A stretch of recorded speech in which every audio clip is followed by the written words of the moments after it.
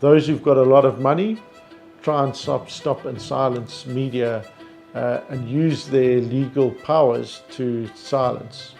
And again, we've seen our courts coming out firmly, clearly, and strongly to defend media freedom.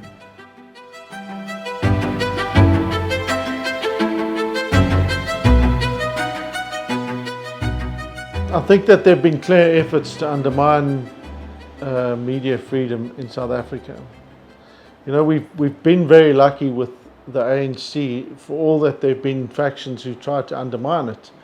But, you know, you can't ignore the reality that they were one of the driving forces of the development of our constitution and enshrining and recognizing the critical importance of media freedom.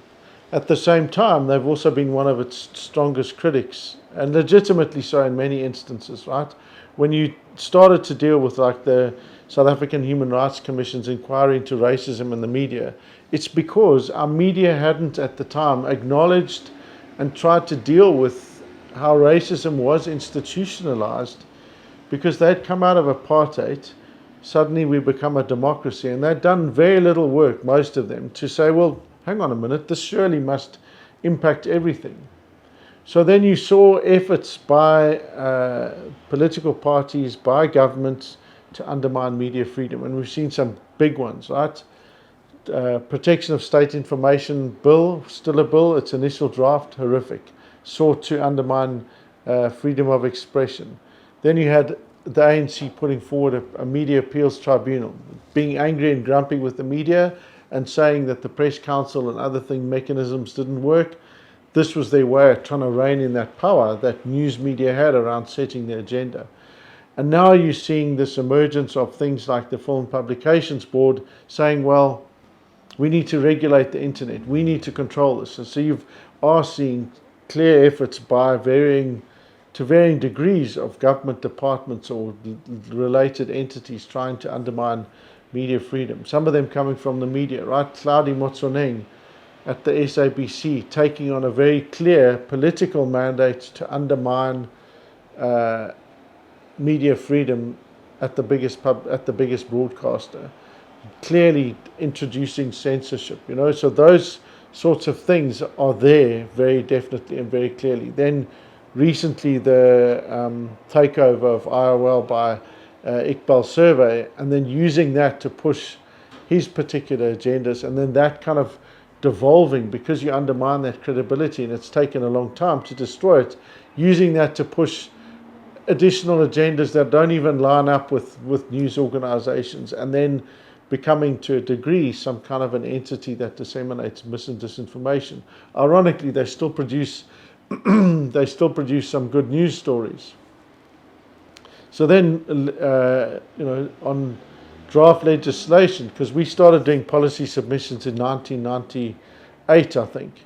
96, I know the organization made submissions to the then ICASA, known as the IBA, around gender and media issues. So we've been consistently making submissions and pushing back against these efforts to undermine media freedom. And to a degree, what's shifted there is that you know, you're seeing bills where, because of the decline in the intellectual rigor of the state, right, you're seeing horrifically framed draft pieces of legislation being put out for public comment. Things that are so bad that if you were to submit them at any vaguely responsible university, they would fail you because they're that horrifically framed and worded. Like, they don't make sense, they're illogical, there's bad grammar, the principles are so obviously unconstitutional. But what that does as a strategy is it says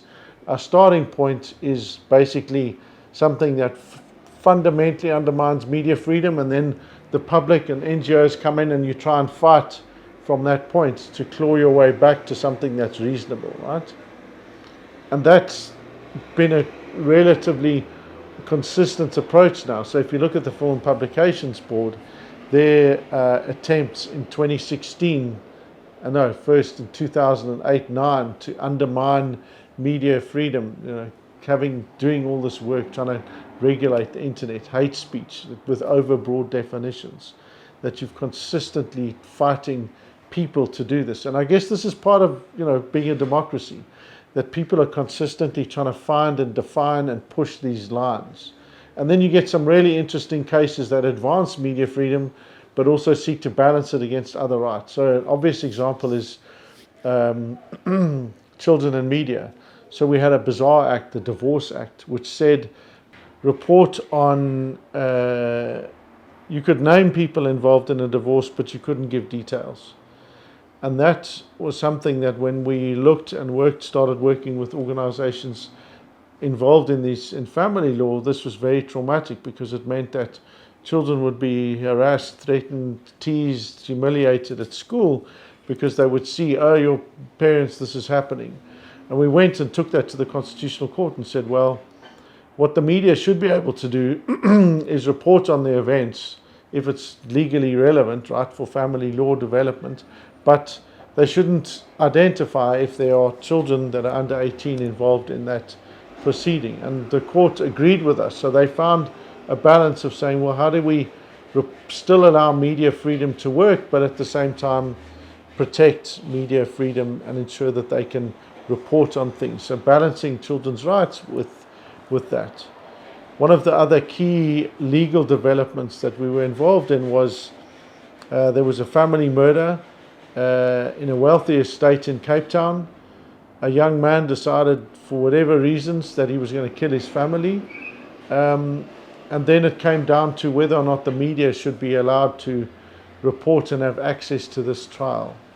And the principles that we argued for were around having the media should be having as a default open access to criminal trials.